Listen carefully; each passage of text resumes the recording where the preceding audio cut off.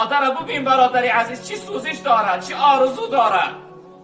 تو بر این فرزندی به همت و ناجوان مرد، تو بر این فرزندی ناآدم میخواهد آغوشش بگیرد، میخواهد از پیشانی تو بوسه کند، اما تو جوانی بی سواد و جاهل به سوی مادر فریاد میکنی، مادر گریان میکنی، اشک مادر میریزانی. مادر خوب از روی تو رنج عذاب کشیده است، برای تولدی تو خیلی رنج کشید، به مرگ دست به گریبان شده بود.